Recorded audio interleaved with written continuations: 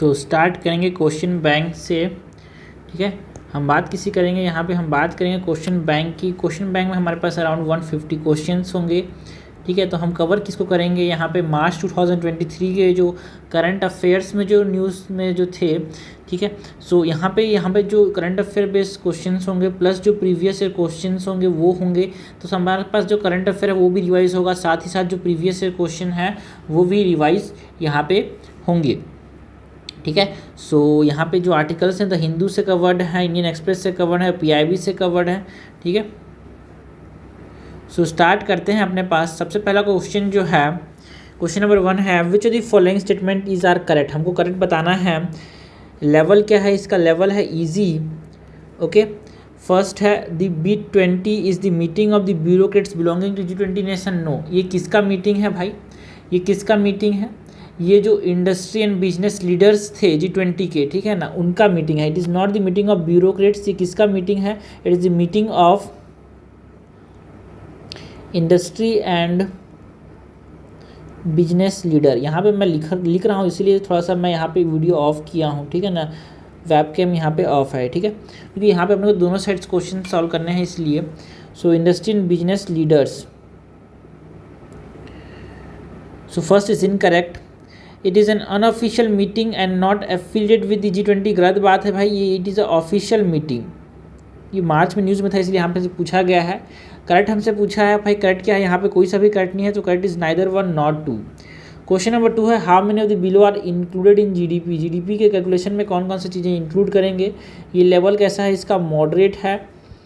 A car that gets assemble in India. देखो हमारे पास सबसे इंपॉर्टेंट कॉन्सेप्ट यहाँ पे इस्तेमाल हो रहा है वो GDP के अंदर हमारे पास इंटरमीडिएट गुड्स का इस्तेमाल नहीं होता कैलकुलेट करने में। ठीक है ना, इंटरमीडिएट का इस्तेमाल नहीं होता। So car get assembled in India, a pack of screw that will be use as assembly of the car. ठीक है, ये इंटरमीडिएट बनाने में है तो इसका इस्तेमाल नहीं होगा। Software developed in India by foreign company, ये हमारे GDP में कैलकुलेट होगा because is a final product. Finished computer imported from Russia to run the program on. ठीक है, बट यहाँ पे देखो रशिया से जो हम लोग ला रहे हैं रशिया के अंदर बना हुआ है, तो ये हमारे पास ये हमारे GDP में नहीं, रशिया के GDP में कैलकुलेट होगा। और अगर हमारे पास इंडिया में असेंबल्ड हो रहा है तो वो GDP इंडिया के में कार्ड जो है इंडिया में असेंबल हो रहा है तो इंडिया के GDP में आएगा। बिकॉज जो इंटरमीडिएट जो गुड्स आए हैं कहीं और कंट्री से वो इंडिया के अंदर असेंबल हो रहे हैं, सो ये हमारे पास हमारी कंट्री में नहीं आएगा, सॉरी उनकी कंट्री में नहीं आएगा। फिनिश्ड गुड जहाँ बनते हैं वो उस कंट्री की GDP में कैलकुलेट होता है। तो only 2 statements that is 1 and 3 are included in the GDP calculation. Question number 3 है how many of the below are true about WIP। WIP system के बारे में हमको बताना है। True, the feature was borrowed from the constitution of USA। No, WIP वाला जो system है हमने कहाँ से बोरो किया है, उसको बोरो किया है हमने ब्रिटिश कॉन्स्टिट्यूशन से। कहाँ से बोरो किया है, ब्रिटिश कॉन्स्टिट्यूशन से। First is incorrect. क्वेश्चन का लेवल कैसा है, मॉडरेट है। The one line whip is the strictest of all whip and direct the member to vote according to the party line. No, it is not one line whip, it is 3 line whip. So this is incorrect क्योंकि 1 line whip में तो inform करने के लिए होता है, 2 line whip present रहने के लिए होता है, 3 line whip अगर आप मेरी बात नहीं मानो तो आपको हटा दिया जाएगा। It is the strictest of all 3 line whip. The violation of whip can lead to the disqualification the member under anti defection law। बिल्कुल सही है, it can lead to disqualification. So यहाँ पे हमारे पास एक ही स्टेटमेंट क्या है, करेक्ट है। हमको करेक्ट पूछा है तो यहाँ पे एक ही स्टेटमेंट करेक्ट है। कौन सा करेक्ट है भाई, थर्ड वाला ही करेक्ट है। ओके, नाउ क्वेश्चन नंबर 4 है which of the following is true regarding the ideal tap. जो कि हम न्यूज़ में थे, USA के रेफरेंस में न्यूज़ में था बिकॉज हमारे आइडियल्स कुछ USA के पास पाए गए और USA ने हमको वापस कर दिया। ठीक है, India is a member of UNESCO convention that prohibit this. क्या इंडिया मेंबर है यूनेस्को का वो कन्वेंशन जिसने प्रोहिबिट किया इसको, बिल्कुल सही है। India is the member of the convention that prohibit this and वो कन्वेंशन कौन सा है जो इसको प्रोहिबिट करता है, and that is UNESCO Convention on Means of Prohibiting and Preventing the Illicit Import, Export and Transfer of Ownership of Cultural Property। ठीक है, ये एक अपने पास कन्वेंशन है। सेकंड है a dedicated act has been pass by the parliament to prevent this, बिल्कुल सही है। एक डेडिकेटेड एक्ट पास किया जिसका नाम क्या है, antiquities and art treasury act. कौन सा act, antiquities and art treasures act, antiquities and art treasures act जो कि 1972 में इंडिया ने पास किया। थर्ड है the national mission on monuments and antiquities have a task to develop a national database of antiquities in the country, बिल्कुल सी। जो national mission है मॉन्यूमेंट एंड एंटीक्विटीज़ में, उसको एक टास्क दिया गया कि वो क्या करे, एक नेशनल डेटाबेस बनाए एंटीक्विटीज़ का, मतलब जो एंटीक्स या फिर एंटीक्विटीज़ बोलते हैं, एंटीक्स बोल सकते हैं यार, एंटीक्स का, जो कि इंडिया के अंदर बहुत इंपॉर्टेंट कल्चरल हेरिटेज का पार्ट बनाते हैं। तो यहाँ पे ये भी सही है, करेक्ट हमसे पूछा है, करेक्ट हो जाएगा डी। क्वेश्चन नंबर 5 है इन इंडिया वाई आर सब nuclear reactor kept under international atomic energy safeguard, because कुछ सम यूरेनियम हमारे देश में इंपोर्ट किए जाते हैं, अदर आर डोमेस्टिक सप्लाई। इसीलिए जो यूरेनियम इंपोर्ट करते हैं ना, जो यूरेनियम हम इंपोर्ट करते हैं उसके लिए हमारे पास क्या है, सेफगार्ड है ना। क्वेश्चन नंबर 6 है, देखो ये प्रीवियस ईयर क्वेश्चन है, ये वाला जो था वो 2020 के प्रीलिम्स में आया था question. Okay, so question number 6 है with statement, okay, which statement are true regarding the Pradhan Mantri Bhartiya जनौषधि परियोजना। प्रधानमंत्री भारतीय जनौषधि परियोजना के बारे में हमको बताना है। It is under the ministry of chemical and fertiliser, बिल्कुल सही है। जो प्रधानमंत्री भारतीय जन औषधि परियोजना है वो किस मिनिस्ट्री के अंदर आता है, ministry of chemical and fertiliser. देखो जन औषधि दैट इज़ आपको समझ आएगा यार, जन औषधि मतलब दैट इज़ केमिकल से रिलेटेड कुछ है यार, बिल्कुल सही है। It aim to improve the availability of affordable generic medicine. हाँ, ये हेल्थ एंड फैमिली वेलफेयर के अंदर आता है बोल के आपको कंफ्यूज किया जाएगा, but it does not comes under health and family welfare, it comes under the ministry of chemical and fertiliser. And ये अवेलेबिलिटी करता है कि इसका अफोर्डेबल जेनेरिक मेडिसिन का, और जो जन औषधि केंद्रास हैं इसमें ड्रग्स मिलेंगे भी और सर्जिकल इक्विपमेंट दोनों मिलेंगे। जैसे हमारे पास आज के ज़माने में जो अपने पास छत्तीसगढ़ में क्या बनाए गए हैं भाई, है ना, धनवंतरी बनाया गया है, उसी प्रकार से जन औषधि केंद्रास होंगे, वहाँ पे क्या मिलेंगे, ड्रग्स भी मिलेंगे और सर्जिकल इंस्ट्रूमेंट्स भी मिलेंगे, ड्रग्स भी मिलेंगे और सर्जिकल इंस्ट्रूमेंट्स भी मिलेंगे। सो तीनों स्टेटमेंट्स यहाँ पे करेक्ट है। किसके बारे में हमको बात करनी है, प्रधानमंत्री भारतीय जन औषधि परियोजना के बारे में। ओके, क्वेश्चन नंबर 7 है how many of the following pairs of military special force exercise, how many of the following pairs of military special force exercise and the country is held with correctly match। ठीक है, हमको correctly match पूछा था, ये question difficult है because आप हर चीज़ को जाना जरूरी नहीं है, बिकॉज ऑप्शंस को देखो यार, क्वेश्चन टफ और डिफिकल्ट बनता है ऑप्शन से। अब तो ऑप्शन यहाँ पे एलिमिनेशन के चांसेस कम है, बट देखते हैं कैसे सॉल्व करेंगे इसको, तो पता होना चाहिए और बहुत ज़रूरी भी है। मेंस में प्रीलिम्स में पूछा जा सकता है आपसे। पहला है गरुड़ शक्ति। गरुड़ शक्ति किसके साथ इंडिया का बनाया था, है ना, इंडिया का किसके साथ हुआ था गरुड़ शक्ति, है ना, इंडिया एंड इंडोनेशिया का हुआ था गरुड़ शक्ति, India and Indonesia. Dharma guardian किसके साथ था, जापान के साथ। कम से कम धर्मा गार्जन तो याद रखना भाई, जापान के साथ था। गरुड़ शक्ति इंडोनेशिया के साथ था। वरुणा किसके साथ था, वरुणा था फ्रांस के साथ। वरुणा किसके साथ था, वरुणा फ्रांस के साथ। एंड शियू मैत्री किसके साथ, जापान के साथ। तो ये करेक्टली मैच है, तो only one pair is correctly match, Shinyuu Maitri with Japan, Varuna with France and Dharma guardian with Japan and Garuda Shakti with Indonesia. Question number 8 है how many of the following statement are true. Level क्या है question का, एक moderate level question है ये, ठीक है।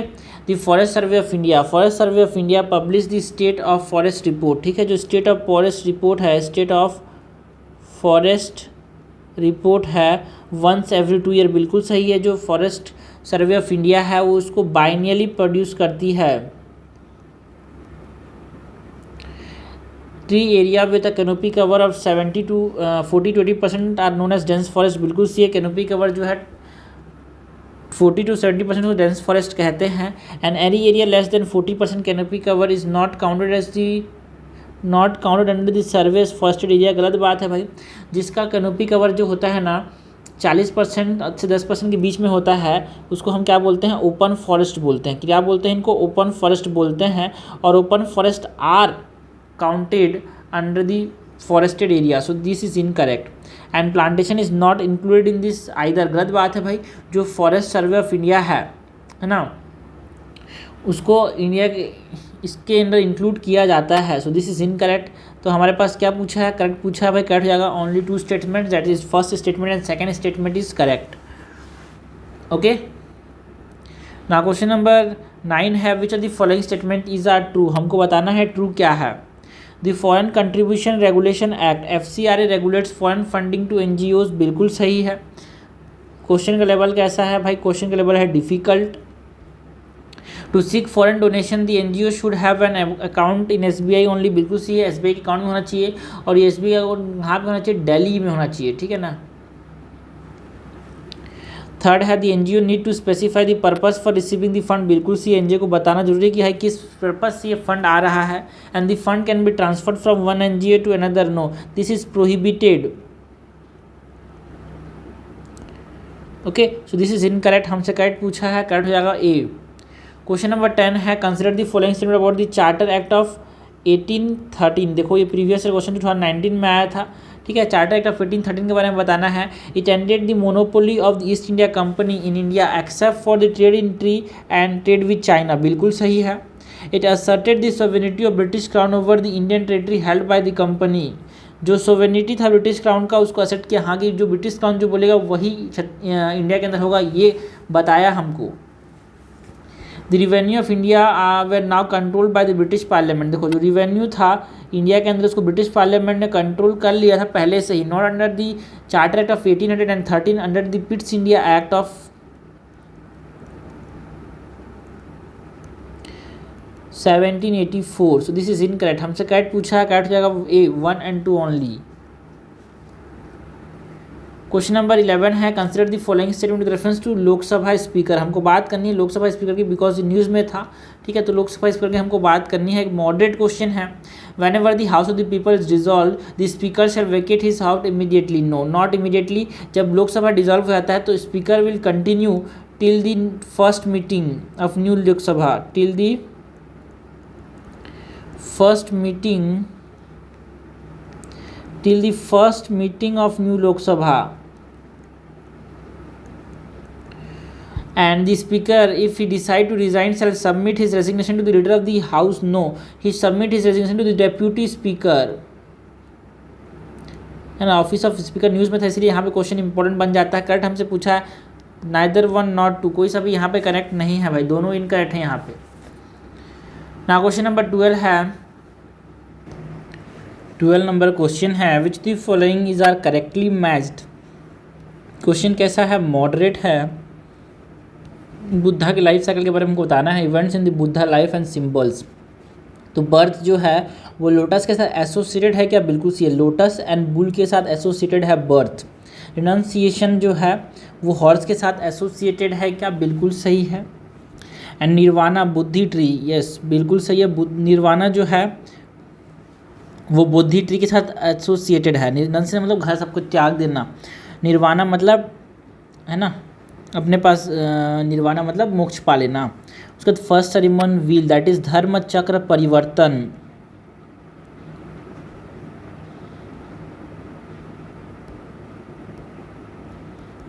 तो इससे मत भूलना, धर्म चक्र है। धर्म चक्र ऐसे होता है कि नहीं होता है, ठीक है ना। अशोका का जो धर्म चक्र, अशोका का जो हम लोग ट्राइकलर फ्लैग में जो हमारे पास बीच में होता है वो भी इसी तरह का होता है। इसीलिए फर्स्ट सेरेमन जो कि सारनाथ में दिया था, ठीक है ना, तो it is associated with what, wheel. तो करेक्ट हमसे पूछा है, करेक्ट है हमारे पे डी हो जाएगा ना। क्वेश्चन नंबर 13 है, with reference to nano fertilisers. हमको बात करनी है नैनो फर्टिलाइजर्स की। क्वेश्चन कैसा है, मॉडरेट है। करेक्ट हमको बताना है नैनो फर्टिलाइजर्स के बारे में। Nano encapsulate conventional fertilisers help in the slow and sustain release, बिल्कुल सही है। एक बार में जो रिलीज होते थे, जो यूरिया हम इस्तेमाल करते थे, उससे क्या होता था, एक बार में बहुत सारा न्यूट्रिएंट रिलीज होता था, जिससे जो प्लांट है उसको एब्जॉर्ब नहीं कर पाते थे और मोस्ट ऑफ द चीज़ वेस्ट में चला जाता था। बट अगर हम इस्तेमाल करेंगे नैनो फर्टिलाइजर्स तो वो धीरे धीरे फर्टिलाइजर न्यूट्रिएंट रिलीज़ करेंगे, जिससे एक्सटेंडेड पीरियड तक वो प्लांट उसको एब्जॉर्ब कर पाएगा।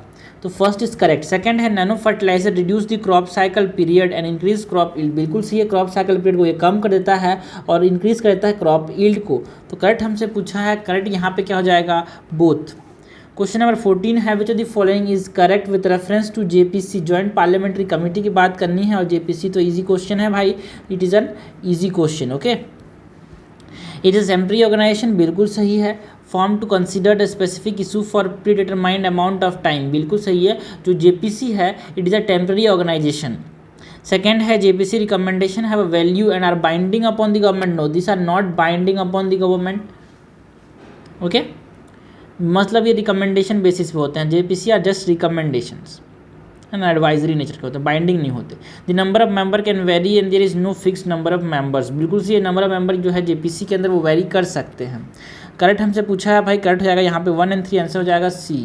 क्वेश्चन नंबर 15 है consider the following statement, previous year question है भाई, लेवल डिफिकल्ट है, प्रीवियस ईयर में आया था, देख लेना, समझना बात को, करेक्ट बताना है। The albedo of an object determine its visual brightness when viewed with reflected light, बिल्कुल सही है। सपोज कोई चीज़ चमक रही है, कोई चीज़ चमक रही है मतलब हम क्या समझेंगे, कोई चीज़ का चमक रही है मतलब वहाँ से जो रिफ्लेक्ट होकर चीज़ें आ रही हैं वो ज़्यादा आ रही है, तो जो ज़्यादा रिफ्लेक्टेड होगा मतलब ज़्यादा albedo होगा, ज़्यादा रिफ्लेक्टेड होगा, ज़्यादा विजुअल ब्राइटनेस होगा। So it is determined. Okay, so first is correct. The albedo of the Mercury is much greater than the albedo of the Earth, no, जो albedo है अर्थ का, जो एल्बिडो है अर्थ का इट इज़ 0.36 और जो एल्बिडो है मरकरी का इट इज़ 0.138। तो जनरली देख सकते हैं इसका डबल के मुकाबले है, मरकरी का डबल है albedo of earth, so it is incorrect that mercury has the high greater albedo, so this is incorrect. हमसे करेक्ट पूछा है भाई, करेक्ट हो जाएगा A1 ओनली। क्वेश्चन नंबर 16 है which of the following is are correct, हमको correct बताना है। क्वेश्चन का लेवल कैसा है भाई, क्वेश्चन का लेवल है डिफिकल्ट। एंटी डोपिंग, ठीक है ना, national anti doping agency was set up as a registered society under the societies registration act of 1860, बिल्कुल सही है। जो ज़्यादातर ऐसी चीज़ फैक्चुअल चीज़ें होती है मैक्सिमम चांसेस सही होने के, ठीक है। India is signatory to the Copenhagen declaration on anti doping and the UNESCO international convention against doping, बिल्कुल सही है, इंडिया दोनों का है सिग्नेटरी है। Convention Copenhagen declaration on anti doping का भी इंडिया सिग्नेटरी है, as well as UNESCO international convention against doping है उसका भी ये सिग्नेटरी है। तो हमसे करेक्ट पूछा है, देखो क्वेश्चन टफ इसलिए है बिकॉज बहुत लोगों को इसके बारे में पता नहीं होता है, तो आंसर हो जाएगा यहाँ पे C, that is both is correct. ना क्वेश्चन नंबर 17 है, ये न्यूज़ में था भाई, ऑपरेशन बरखान न्यूज़ में था इसीलिए यहाँ पे हमसे क्वेश्चन पूछा गया है। ऑपरेशन बरखान को फ्रांस ने लीड किया था, बिल्कुल सही है। जो अपने पास जो ऑपरेशन बरखान है वो कहाँ पे हुआ था, साहिल रीजन में हुआ था, ठीक है ना, साहिल रीजन में, ठीक है ना, इस्लामिस्ट ग्रुप जो थे उसके अगेंस्ट। तो first is correct. Second is infinite reach, जो था वो ऑपरेशन किसका था, ये जर्मनी का था, नहीं USA का ऑपरेशन था, जिसने क्या किया, अलकायदा के जो बेस थे सूडान और अफगानिस्तान के अंदर उस पर अटैक किया था इसने। And operation Toral, it is UK का ऑपरेशन है, बिल्कुल सही है। Operation urgent fury, operation urgent fury united nations का, यूनाइटेड स्टेट्स का ही है ना, जो कि कैरिबियन आइलैंड में जो एक नेशन, कैरिबियन आइलैंड और USA ने मिल के एक अटैक किया था किस पे, ग्रेनाडा के अंदर। ग्रेनाडा जो एक आइलैंड है किसके अंदर, वेनेजुला के अंदर, उस पर अटैक किया था अर्जेंट फरी के अंदर, ठीक है। तो USA का ही ऑपरेशन है अर्जेंट फरी, है ना। बरखेन जो है फ्रांस का है, ऑपरेशन इनफाइनाइट रीच USA का है। तो करेक्टली मैच यहाँ पे 3 पेयर है, आंसर हो जाएगा यहाँ पे सी। आंसर क्या हो जाएगा यहाँ पे सी। क्वेश्चन नंबर 18 है which of the following is a correctly match, ठीक है ना, इज आर करेक्टली मैच, हमको करेक्टली मैच बताना है। डिफिकल्ट है भाई, लेवल जो है इसका डिफिकल्ट है। बैटल ऑफ चौसा जो है हुमायूं और शेरशाह सूरी के बीच में हुआ था। बैटल ऑफ चौसा कब हुआ था भाई, ये हुआ था 1539 में, ठीक है, 1539 में हुआ था, है ना, नियर बक्सर, जो बिहार है बक्सर उसके पास में हुआ था 1539 में, हुमायूं और शेरशाह सूरी के बीच में। ओके, उसके बाद है सेकेंड नंबर का battle of Haldi Ghati, Maharana Pratap and forces of Akbar के बीच में हुआ था, बिल्कुल सही है। कब हुआ था, बैटल ऑफ हल्दी घाटी 1576 में हुआ था। बैटल ऑफ कर्नल, ठीक है, बैटल ऑफ कर्नल कहाँ हुआ था,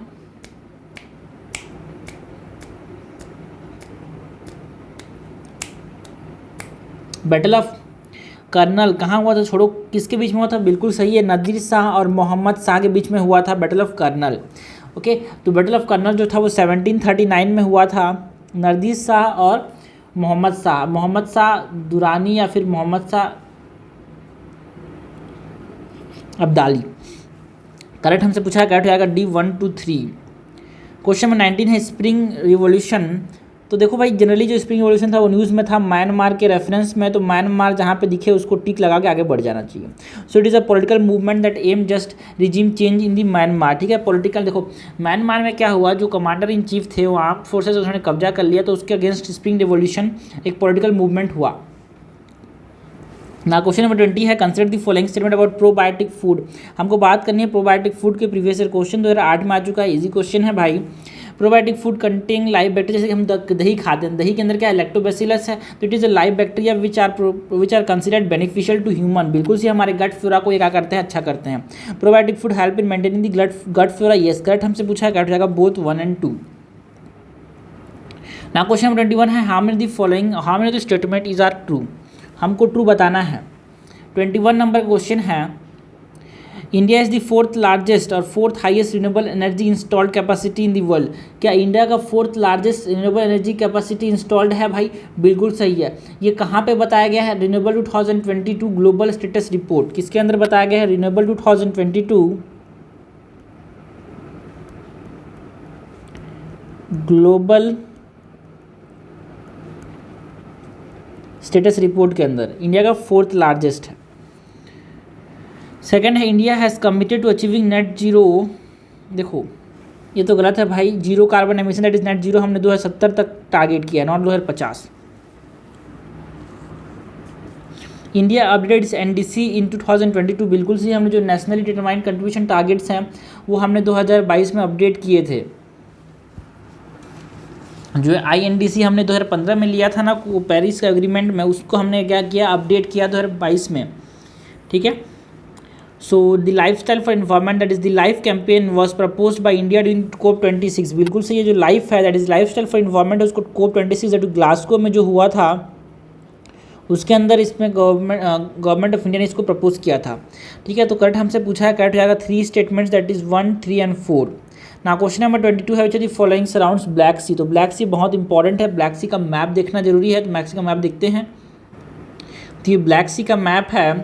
ब्लैक सी के कौन कौन से कंट्रीज़ हैं भाई? रशिया है, जॉर्जिया है, टर्की है, बुल्गारिया है, रोमानिया है, यूक्रेन है।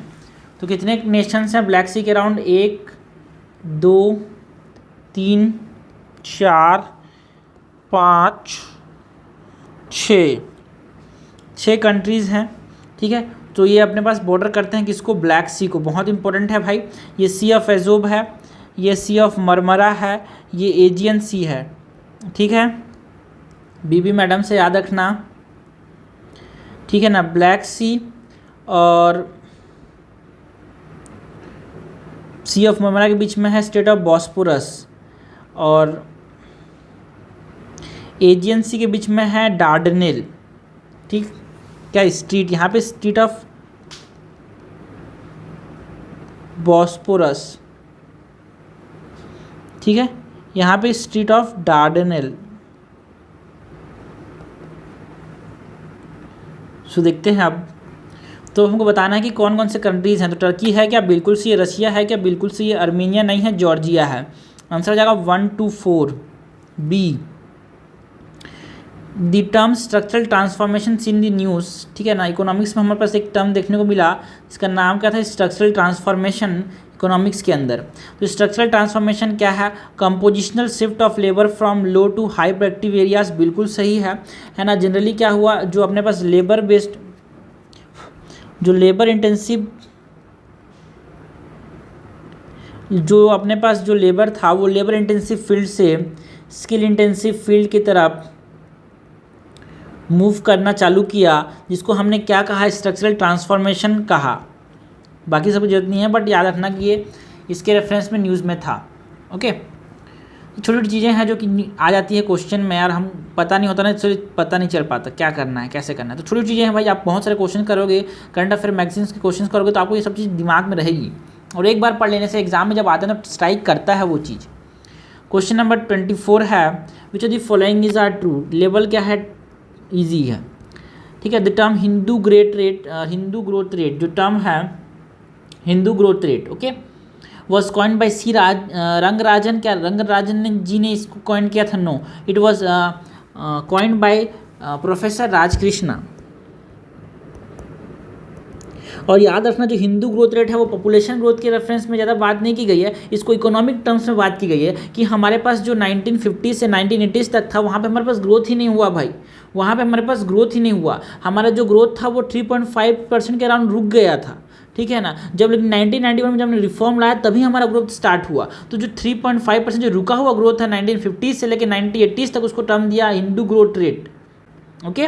और हमारा पर कैपिटा एवरेज, हमारा पर कैपिटा इनकम का जो ग्रोथ था वो भी हमारे पास रुक चुका था लगभग अराउंड 1.3% के आसपास। So this is correct that it is use to describe the growth rate of India between the 1950s and 1980s। What is Hindu growth rate? यार हिंदू ग्रोथ रेट टर्म ऐसा पॉपुलेशन मेजर्स में नहीं आया है। हिंदू ग्रोथ रेट पर हमारा India population most of the Hindus हैं और यहाँ पे पॉपुलेशन स्टैग्नेटेड हो गया था, उसके रेफरेंस में यहाँ पे हमारे पास बात की गई है हिंदू ग्रोथ रेट की। तो रिलीजियस रेस्पेक्ट में मत चले जाना, आंसर हो जाएगा बी। क्वेश्चन 25 है with reference to difference between the culture of Rigvedic Aryans and Indus valley peoples which of the following statement is are correct. हमको बताना है करेक्ट, ठीक है। तो ये प्रीवियस ईयर क्वेश्चन 2017 में आया था भाई यूपीएससी के अंदर, एक मॉडरेट क्वेश्चन है, आपको समझना इस चीज़ में इंपॉर्टेंट क्या है, ठीक है। करेक्ट हमसे पूछा गया है Rigvedic Aryans use the coat of mail and helmet in warfare whereas the people of Indus Valley civilisation did not leave any evidence of using them. बिल्कुल सही है, इंडस वैली में हमारे पास कोई भी एविडेंस नहीं देखने को मिला हेलमेट का, है ना, कोट ऑफ मेल का, वहाँ पे वॉरफेयर का कोई एविडेंस हमको देखने को नहीं मिला। Rigvedic Aryan knew gold silver and copper whereas Indus Valley knew pepper copper and iron. देखो भाई आयरन एज तो अराउंड 100 BC आया था, 1000 BC आया था, तो कॉपर बहुत मतलब जो अपने पास इंडस वैली थे वो तो कॉपर एज सिविलाइजेशन था, चैल्कोलिथिक सिविलाइजेशन था, उनको आयरन के बारे में पता ही नहीं था। सो दिस इज इनकरेक्ट। अगर आपने 2 को एलिमिनेट कर दिया तो आंसर क्या बचा? 1 and 3 ओनली, 1 ओनली। तो आप 1 को ऐसे ही आप पता कर सकते हो कि हाँ 1 सही होगा। थर्ड है Rigvedic Aryan has domesticated the horse whereas the there is no evidence of Indus Valley people having aware of this animal. क्या ये सही है? देखो अभी रिसर्च चालू हो गया है हॉर्सेस के बेसिस में, लेकिन जितना हमको 2017 में पता था, 2017 में जो यूपीएससी ने आंसर की निकाली थी उसमें ये स्टेटमेंट को सही माना था। इन्होंने बोला कि जो यूपीएससी बोलती है कि आईवीसी के लोगों को हॉर्स के बारे में पता नहीं था। तो आप इस तरीके से आप याद रखना कि हॉर्स तब आए जब आर्यंस आए, आर्यन माइग्रेशन को आप मान के चलो, और आर्यन आए तो इन हॉर्स लेके आए, ऐसे बोल के चलो। तो करेक्ट हो जाएगा यहाँ पे सी। क्वेश्चन नंबर 26 है consider the following statements. Question number 26 है consider the following statements regarding international big cat alliance. ठीक है, देखो ये डिफिकल्ट बिकॉज क्योंकि लोगों न्यूज़ ज़्यादा ध्यान नहीं देते इस चीज़ पे, छोटी छोटी चीज़ें हैं जो कि आती रहती हैं। So international big cat alliance first है South Africa has propose to launch a mega global alliance under its leadership to protect big cat and assured support over 5 years with guaranteed funding of 100 million। देखो big cat alliance India ने propose किया था, not South Africa. So first is incorrect. Second है members to the alliance will be open to 97 range countries जहाँ पे big cats देखने को मिलते हैं, which contain the natural habitat of this big cat as well as other interested nation, international organisation etcetera. बिल्कुल सही है, first is incorrect, second is correct. After the first 5 year, जो फर्स्ट 5 year हमने सोचा कि हम लॉन्च करेंगे,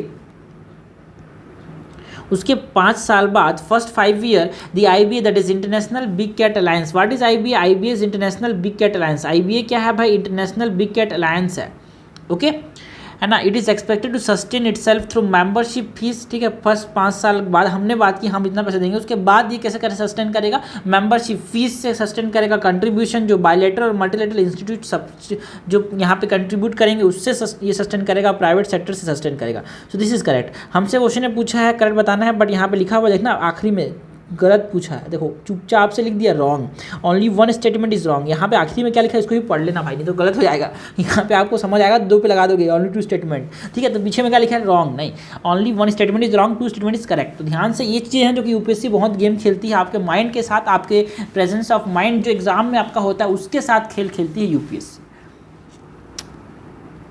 question number 27 है consider the following statement with regard to great Indian bustard. Great Indian bustards की बात करनी है। क्वेश्चन का लेवल कैसा है bro?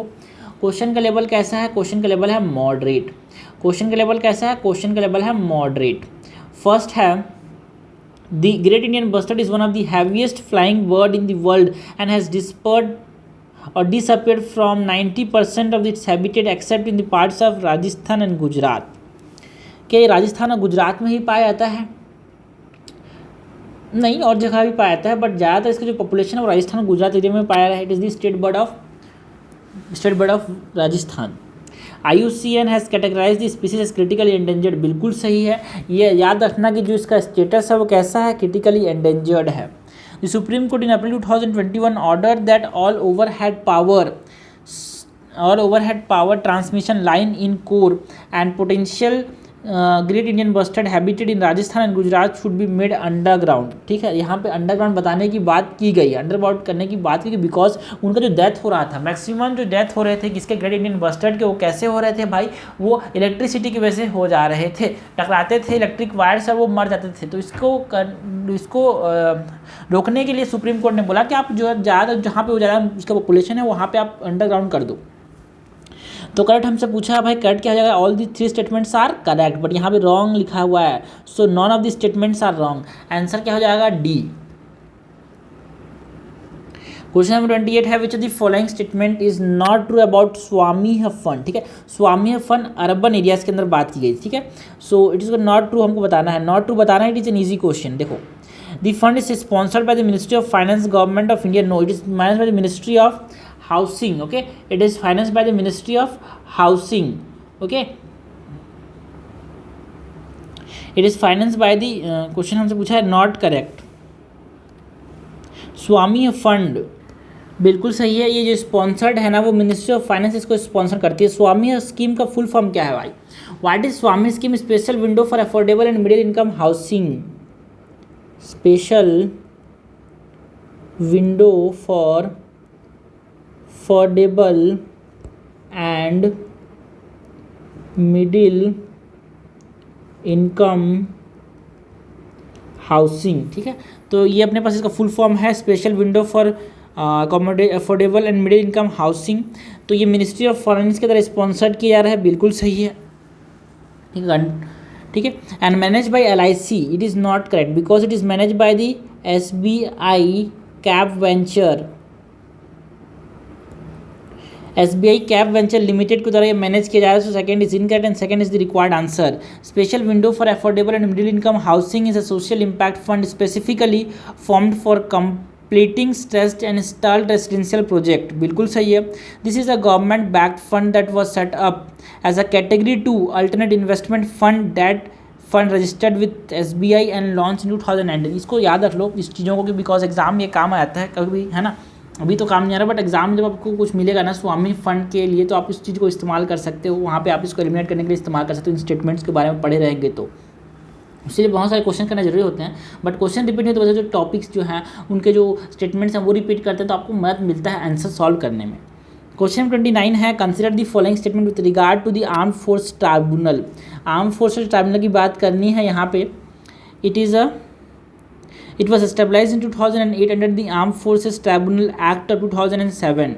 Armed Forces Tribunal Act के अंदर बनाया गया था क्या इसको, है ना, इसको क्या Armed Forces Tribunal Act के अंदर बनाया गया था 2008 में? नो, इट इज़ एस्टेब्लाइज इन 2009। इसको 2009 में एस्टेब्लाइज किया गया था, है ना। और ये बिल्कुल सही है कि बिकॉज आर्म फोर्सेस, है ना, आर्म फोर्सेस ट्राइब्यूनल एक्ट के अंदर बनाया गया था, है ना, आर्म फोर्सेस ट्राइब्यूनल एक्ट के अंदर बनाया गया था, और ये 2009 में नहीं, 8 में बनाया गया था, 2009 में बनाया गया था। तो देखो क्वेश्चन थोड़ा सा अजीबोगरीब है, बट समझना, डेट याद किसी को नहीं होता, बट आपको यहाँ पे याद रखना है कि भाई देखो 1 साल बाद बनाया गया था। किसके 1 साल बाद बनाया गया था, यहाँ पे हम बोलेंगे 26/11 के 1 साल बाद बनाया गया था, ऐसे याद रखना। ठीक है, so this is incorrect. Each bench comprises a judicial member and, ऐसे याद रखना, उससे कोई लेना नहीं है, बट ऐसे याद रख लेना। ठीक है, चीज़ें आ जाएगी तो दिमाग में रहेगा, चीज़ें अजीबोगरीब चीज़ें दिमाग में रहती है। Each bench comprises judicial member and an administrative member, बिल्कुल सही है। हर बेंच में जुडिशियल मेंबर होगा, एडमिनिस्ट्रेटिव मेंबर होगा। Paramilitary force including the Assam rifles and coast guard are outside the tribunal preview, बिल्कुल सही है। असम राइफल्स और कोस्ट गार्ड जो है, जो कि पैरामिलिट्री फोर्स हैं, वो इसके आउटसाइड हैं। इसके क्या हैं, ये आउटसाइड हैं। सो दिस इज करेक्ट। हमसे क्या पूछा है, कैट पूछा है, कैट हो जाएगा यहाँ पे डी, 2 and 3 ओनली। ना क्वेश्चन नंबर 30 है, what is terminal high altitude area defence, third. ठीक है, what is terminal high altitude area defence. ठीक है, ये हमको पूछाना है, ये इजी है, प्रीवियस क्वेश्चन 2018 में आया था, ठीक है, तो उस समय न्यूज़ में था इसलिए यहाँ पे क्वेश्चन पूछा गया। तो आप जी याद रखना कि थर्ड क्या है, थर्ड क्या है ब्रो, थर्ड क्या है ये हमको पता होना चाहिए, बिल्कुल सही है। तो it is an American anti missile system. हमको क्या दिमाग में रखना है, एक एंटी बैलिस्टिक मिसाइल सिस्टम है, ठीक है ना। ये एंटी बैलिस्टिक मिसाइल सिस्टम है जो कि यूएसए की आर्मी ने बनाया था। किसने बनाया था, यूएसए की आर्मी ने बनाया था, है ना।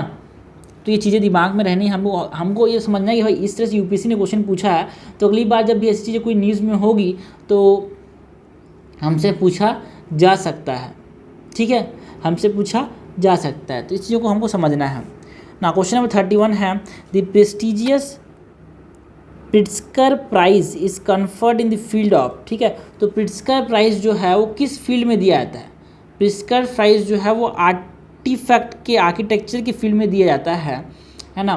प्रिट्जकर जो था आदमी, ये थे ना यहाँ पे, ये बहुत बड़े आर्किटेक्ट थे, ठीक है। तो इनको प्रिट्जकर प्राइज़ जो है वो आर्किटेक्ट के, उसको बोलते हैं नोबल प्राइज़ ऑफ आर्किटेक्चर, ठीक है ना।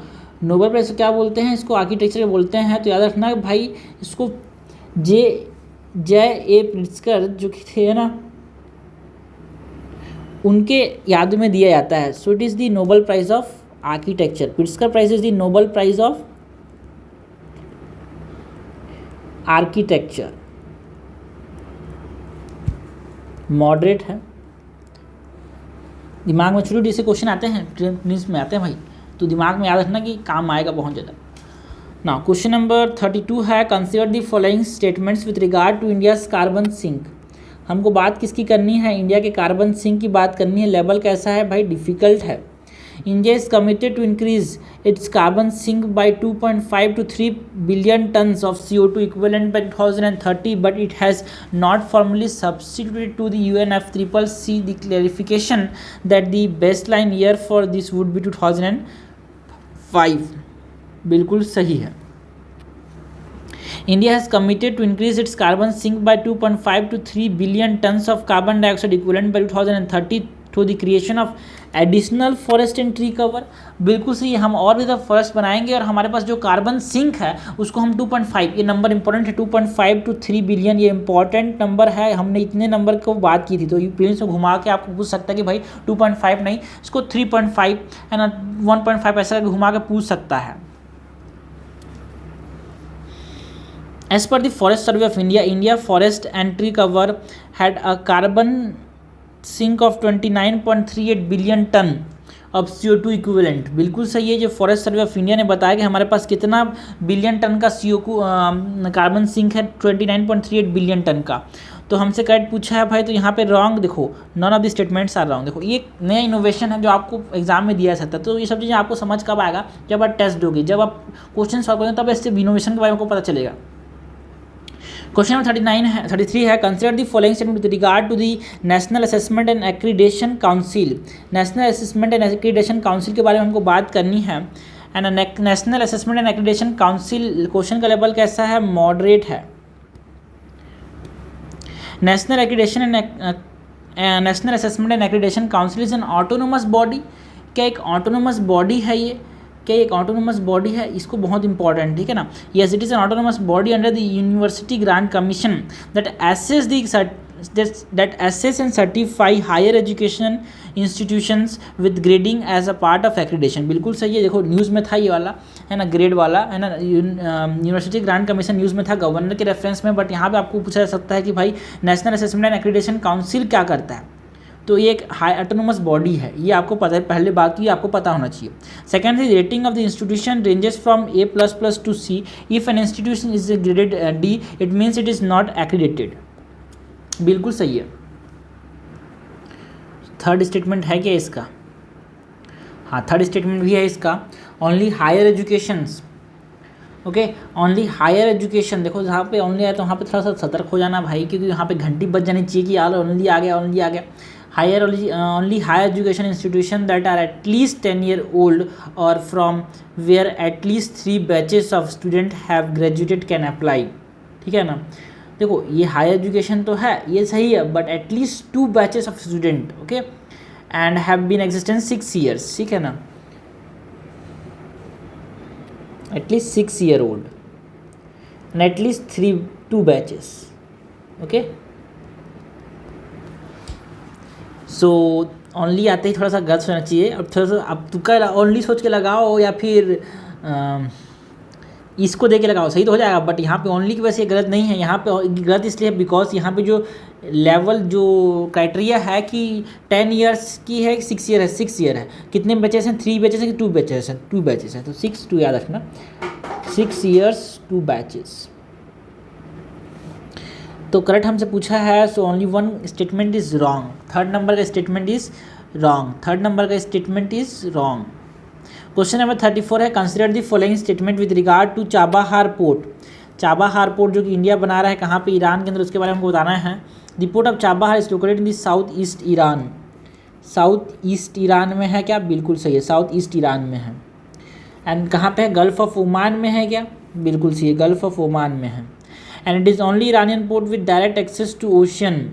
बिल्कुल सही है, चाबाहार पोर्ट एक मात्र ऐसा पोर्ट है ईरान का जो कि डायरेक्ट एक्सेस रखता है ओशियन के साथ। And it will make for India, it will make way for India to bypass Pakistan and transporting good to Afghanistan using sea. यही तो, इसीलिए तो हमारे पास इसको बना रहा है, इसीलिए तो ये में हमारे पास आंसर हो जाएगा डी। क्वेश्चन नंबर 35 है, bisphenol A a cause of concern is structure और की कंपोनेंट ऑफ। बिस्फिनॉल ए की बात करनी है अपने को, ठीक है ना। तो बिस्फिनॉल ए जो है, अब से हाईलाइट कर दूंगा, जो इंपॉर्टेंट टॉपिक रहेगा उसको तो आपको भी फायदा रहेगा, ठीक है ना। सो मैं इसको थोड़ा सा समझ लेता हूँ, यहाँ पे ये डाल लेता हूँ और ये वाला, ओके। सो उसके बाद ये वाला मैं ये डाल लेता हूँ, ओके। सो और ये वाला मैं ये डाल देता हूँ, ये। सो हमारे पास सबसे पहले तो ये है bisphenol A. Cause of concern is a structural और की component in manufacture of which of the following kind of plastic. ठीक है, की कंपोनेंट क्या है? बिस्फिनॉल ए, ठीक है। तो इसका लेवल कैसा है भाई? प्रीवियस क्वेश्चन 2021 में आ चुका है, डिफिकल्ट क्वेश्चन था। बिस्फिनॉल ए का इस्तेमाल किस प्लास्टिक को बनाने में करते हैं हम? पॉलीकार्बोनेट प्लास्टिक को बनाने में। कौन से प्लास्टिक को बनाने में? पॉलीकार्बोनेट प्लास्टिक को बनाने में इस्तेमाल करते हैं, ओके। सो पॉलीकार्बोनेट प्लास्टिक को बनाने में इस्तेमाल करते हैं बिस्फिनॉल ए का। तो ये क्वेश्चन था। क्वेश्चन नंबर 36 है, who among the following resign from imperial legislative council after the Rowlatt act was pass. ठीक है, राउलेट एक्ट पास होने से किसने इंपीरियल लेजिस्लेटिव काउंसिल से रिज़ाइन कर दिया, ये हमसे पूछा गया है, ठीक है ना। किसने किसने रिज़ाइन कर दिया, हमसे पूछा गया है, ठीक है। तो मदन मोहन मालवीय ने रिज़ाइन कर दिया था, मोहम्मद अली जिन्ना ने रिज़ाइन कर दिया था, एंड मजहर उल हक ने रिज़ाइन कर दिया था, ठीक है ना। मदन मोहन मालवीय, मजहर उल हक एंड मोहम्मद अली जिन्ना, इन्होंने क्या कर दिया था? रिज़ाइन कर दिया था। किससे? इंपीरियल लेजिस्लेटिव काउंसिल से, ठीक है ना। सो आंसर हो जाएगा यहाँ पे 2, 3, 4 बी इज़ करेक्ट। तो ये चीज़ें ऐसी जो कि अचानक से न्यूज़ में होती है, फिर अचानक से आप पूछ लीजिएगा मॉडर्न साहब बोले टफ क्वेश्चन आ गया। भाई टफ क्वेश्चन नहीं आया, आपने रिलेट नहीं कर पाया। सो यही तो आज के जीवन में मॉडर्न क्वेश्चन का लेवल है, मॉडर्न क्वेश्चन का लेवल है। क्वेश्चन नंबर 37 है, consider the following statement with respect to national, with reference to, हमको बात किसकी करनी है? National platform for disaster risk reduction की बात करनी है। और ये क्वेश्चन कैसा है भाई? डिफिकल्ट क्वेश्चन है, ठीक है। So national platform for disaster risk reduction, National Platform for Disaster Risk Reduction is a multi-stakeholder platform constituted by the Government of India to facilitate dialogue, sharing experience, views, ideas, action-oriented research and explore opportunities in the area of disaster risk reduction. बिल्कुल सही है। NPDRR is chaired by Union Minister of State in charge of disaster management. ये गलत है भाई, because it is chaired by the union home minister, it is chaired by the union home minister, okay. National platform for disaster risk reduction it is chaired by the union home minister. हमसे correct पूछा गया है, correct यहाँ पे क्या हो जाएगा? Correct हो जाएगा यहाँ पे 1 ओनली, आंसर हो जाएगा यहाँ पे ए। क्वेश्चन नंबर 38 है, with respect to Sagarmala initiative, हमको बात किसी करनी है? सागरमाला प्रोजेक्ट की बात करनी है। किसकी बात करनी है? सागरमाला प्रोजेक्ट की बात करनी है। क्वेश्चन हमको पूछा गया है, करेक्ट बताना है। क्वेश्चन का लेवल कैसा है भाई? क्वेश्चन का लेवल है मॉडरेट, ओके। फर्स्ट स्टेटमेंट है, the core vision of the Sagarmala project और Sagarmala programme is to reduce the logistic cost for EXIM and domestic trade with minimal infrastructure investment. क्या ये है इसका मेन ऑब्जेक्टिव? बिल्कुल सही है। हम क्या चाहते हैं, जो लॉजिस्टिक कॉस्ट है एक्सपोर्ट में उसको हम कम करना चाहते हैं, है ना, डोमेस्टिक ट्रेड पे मिनिमम लगे, ये भी हम चाहते हैं। It is a flagship programme of the ministry of commerce industry. It is the flagship programme of ministry of what? Port shipping and waterways. It is the flagship programme of the ministry of port shipping and waterways. Second is incorrect, second is incorrect, second is incorrect. हमसे correct क्या पूछा है? Correct हमारे पास रहेगा 1 और 3। तो तीसरा तो वैसे भी सही हो जाएगा। देख लेते हैं क्या बोल रहा है। For implementing the Sagarmala project the state government would set up state level Sagarmala committee, state level Sagarmala committee that would be headed by the chief minister. बिल्कुल सही है। जो स्टेट लेवल सागरमाला कमिटी होगा उसका हेड कौन करेंगे? Chief minister. क्वेश्चन नंबर 39 है, with respect to, हमको बात किसकी करनी है? बात करनी है vice president of India. Which of the following statement is are correct? हमको करेक्ट बताना है। क्वेश्चन का लेवल कैसा है? क्वेश्चन का लेवल है difficult. The vice president is elected by electoral college consisting of the member of both house of the parliament in accordance with the system of proportional representation by the means of single transferable vote and voting in such a manner bye open ballot. क्या यहाँ पे open ballot होगा? बिल्कुल सही है, open ballot होगा। But यहाँ पे क्या वाइस प्रेसिडेंट के इलेक्शन में पूरे के पूरे मेंबर्स आ जाते हैं क्या? यहाँ पे देखो लिखा है consisting of the members of both house of the parliament. No, vice president के इलेक्शन में सिर्फ और सिर्फ कौन से मेंबर्स आएंगे? वाइस प्रेसिडेंट के इलेक्शन में सिर्फ और सिर्फ कौन से मेंबर आएंगे? Elected members. Okay, elected members. Okay, only elected members of the both houses. Okay, only elected members of the both houses are part of the electoral college. And यहाँ पे सही बोल रहा है कि ये इलेक्टेड मेंबर्स है, but it is not by open ballot, it is by secret ballot, it is by secret ballot, it is by secret ballot. Okay, तो याद रखना इलेक्टेड मेंबर्स आएंगे और सीक्रेट बैलेट के थ्रू यहाँ पे इलेक्शन होगा। सो first is incorrect. The oath of office of the vice president is administered by the chief justice of India. क्या इसके ओथ को चीफ जस्टिस ऑफ इंडिया देखते हैं? क्या गलत है भाई। जो ओथ है office of the vice president को, इसको प्रेसिडेंट देखते हैं, है ना, या फिर प्रेसिडेंट किसी को अपॉइंट करें वो देखता है। Oath of the office of president, sorry vice president is administered by the president and not by the chief minister और the person appointed by him, और the person appointed by him.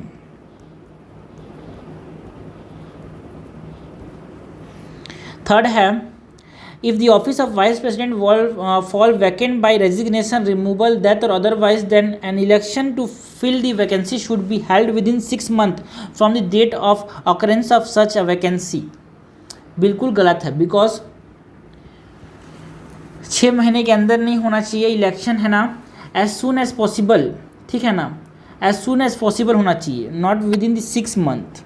ये जो 6 month वाला है ये तो office of vice president के लिए नहीं है, प्रेसिडेंट के लिए है ना। और ये होना चाहिए एज सुन एज पॉसिबल।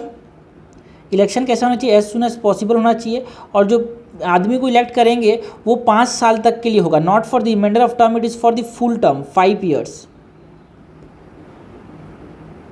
तो वाइस प्रेसिडेंट के लिए बहुत इंपॉर्टेंट चीज़ है। पहले बात तो ये होता है by the means of single transferable vote, है ना, proportional representation by the means of single transferable vote through secret ballot, it is important. And इसके इलेक्टोरल कॉलेज में सिर्फ और सिर्फ इलेक्टेड मेंबर्स होंगे both the houses of the parliament. और तीसरा पॉइंट ये है कि जिसका ओथ है उसको कौन देखता है? प्रेसिडेंट देखता है। चौथा पॉइंट ये है कि इसके वैकेंसी के बाद as soon as possible election होना चाहिए, और जो इलेक्शन होगा it is not for the reminder of the term, it is for the full complete. तो हमसे पूछा है करेक्ट, तो करेक्ट यहाँ पे कोई सा भी नहीं है भाई, आंसर हो जाएगा D. Consider the following statement. हमसे बात करनी है, एक प्रीवियस ईयर क्वेश्चन है यार, ये प्रीवियस ईयर क्वेश्चन है। The nuclear supplier group has 24 countries as its member. क्या न्यूक्लियर सप्लायर ग्रुप के अंदर 24 कंट्रीज़ हैं? गलत भाई, इसके अंदर कितने कंट्रीज़ हैं? 48 कंट्रीज़ हैं। न्यूक्लियर सप्लायर ग्रुप्स के अंदर कितने हैं? 48 कंट्रीज़ हैं। India is member of nuclear supplier group, नहीं भाई, बहुत इंपॉर्टेंट चीज़ है कि India is not the member of nuclear supplier group, because जो चाइना है उसको बार बार उसको रोक दे रहा है यार। So this is incorrect. Correct हमसे पूछा है तो neither 1 not 2 is correct. Question number 41 है, consider the following statement with respect to the unique land parcel identification number. हमको बात किसकी करनी है? Unique land parcel identification number की, यूएल पिन की बात करनी है। लेवल कैसा है क्वेश्चन का भाई? डिफिकल्ट है। तो unique land parcel identification number, it is a 12 digit alphanumeric number कि 12 डिजिट अल्फा न्यूमेरिक नंबर है? No, it is not a 12 digit number, it is a 14 digit number.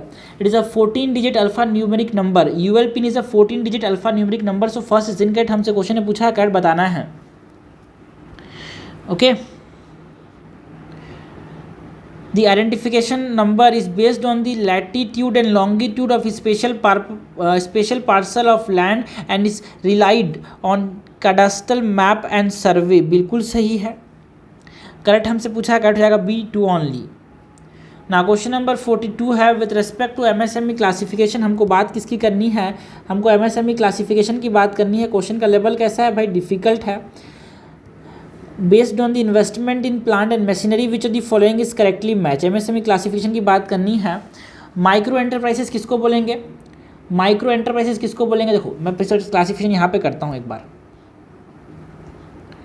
यहाँ पे क्लासिफिकेशन करता हूँ. Micro, small, medium. ठीक है. Investment turnover, investment turnover, investment turnover. ठीक है. सो माइक्रो क्लासिफिकर माइक्रो एंटरप्राइज कहलाना है तो इन्वेस्टमेंट कितना होना चाहिए? Not more than 1 crore. Turnover कितना होना चाहिए? Not more than 5 crore. Okay. 1. और अगर स्मॉल एंटरप्राइज करना है तो इन्वेस्टमेंट कितना होना चाहिए? Not more than 10 crore. Turnover कितना होना चाहिए? Not more than 50 crore. तो 1 इंटू 10, 10 हो गया ना. 1 इंटू 10, 5 इंटू 10. और मीडियम कहलाना है तो क्या होगा? Investment not more than 50 crore and turnover not more then 250 crore. ये लेटेस्ट है भाई, सबसे इंपॉर्टेंट है. Small, micro, small and medium. तो सबको पता होगा MSM होता है ना. तो माइक्रो, स्मॉल एंड मीडियम लिखो, फिर टर्नओवर, इन्वेस्टमेंट लिखो, टर्नओवर लिखो, इन्वेस्टमेंट लिखो, टर्नओवर लिखो, इन्वेस्टमेंट लिखो, टर्नओवर लिखो. उसके बाद यहाँ पे 1 करो, इसका 10 गुना कर दो. इसके बाद यहाँ पे इसका 50 कर दो. इसको यहाँ 5 करो, यहाँ पे 10 गुना 50 कर दो. यहाँ पे इसको 5 से मल्टीप्लाई कर दो, 250 हो जाएगा. ठीक है ना. तो इसको यहाँ पे 5 से मल्टीप्लाई करना है, इसको यहाँ पे 5 से मल्टीप्लाई करना है. ठीक है. 5 इंटू 10. तो समझ लेना इस चीज़ों से. ओके.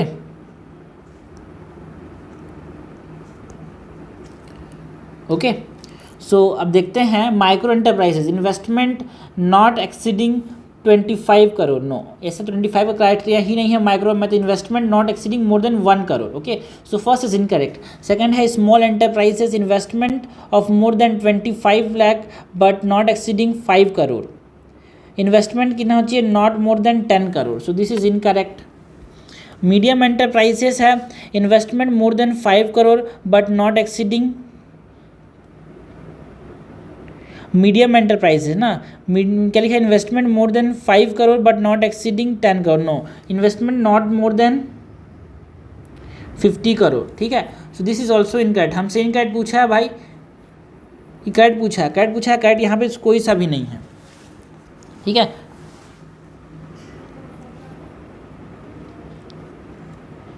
तो इसमें याद रखना ये वाला चार्ट सब हो जाएगा भाई.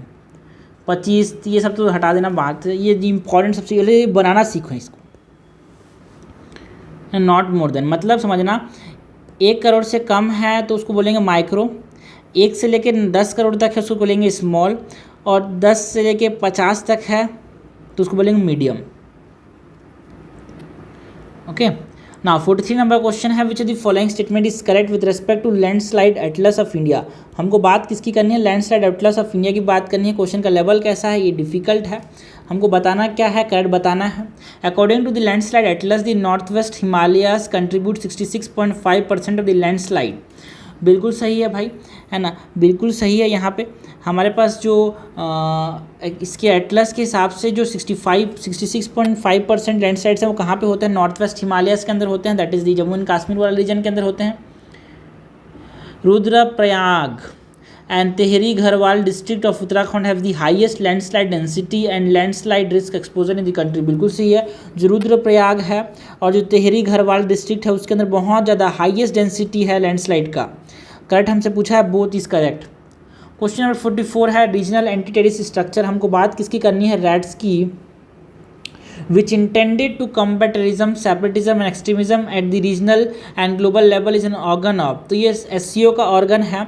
रेड्स का हेडक्वार्टर कहाँ पे है? ताशकेंत के अंदर, ताशकेंत उज्बेकिस्तान। ओके, ना क्वेश्चन नंबर 45 है।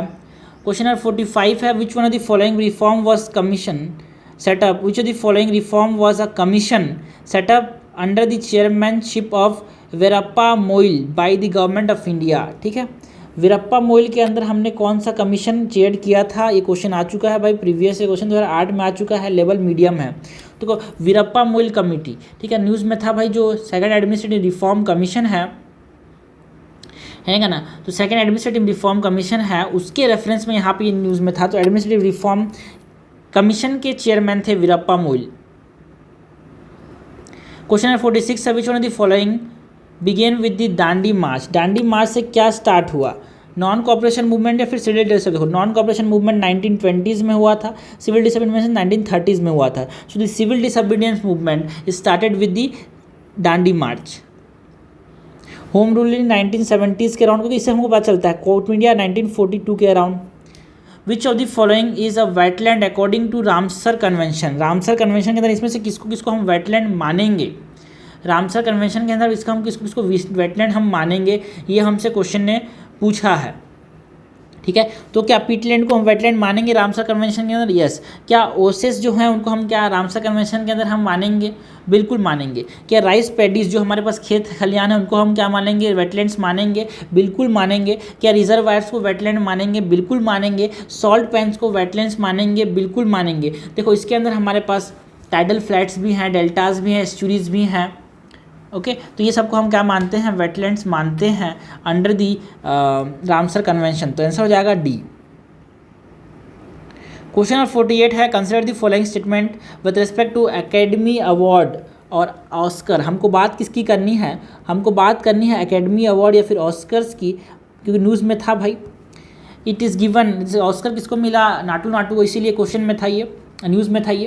क्वेश्चन 48 है, it is given annually by academy of motion picture art and sciences. बिल्कुल सही है। इसको कौन देता है? हर साल academy of motion picture art and sciences देता है। They are presented for artistic talent and technical excellence in international film industry. बिल्कुल सही है, इंटरनेशनल फिल्म इंडस्ट्री में इसको दिया जाता है। A R Rahman was the first Indian to win the Oscar award. No, who was the first Indian to win the Oscar award?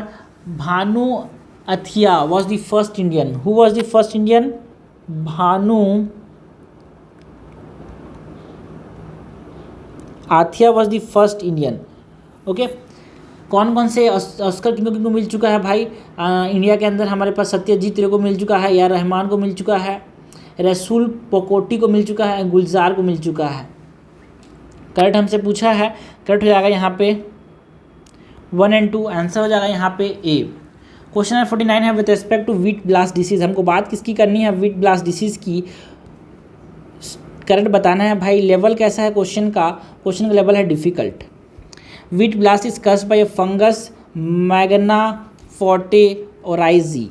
क्या Magnaporthe oryzae ये डिसीज़ को करता है? बिल्कुल सही है, न्यूज़ में था। मैग्ना फोर्टे ओराइजी एक फंगस है जो कि इस डिसीज़ को करता है, wheat blast disease, and was first discovered in Brazil in 1985। बिल्कुल सही है, पहली बार इसको कहाँ पे डिस्कवर किया गया था? ब्राज़ील के अंदर 1985 में इसको डिस्कवर किया गया था। और ये जो व्हीट ब्लास्ट डिसीज़ है ये ट्रॉपिकल डिसीज़ है यार, ट्रॉपिकल एंड सब ट्रॉपिकल एरियाज में देखने को मिलता है। सो करेक्ट हो जाएगा सब, दोनों करेक्ट है, तो आंसर हो जाएगा सी, बोथ इज करेक्ट।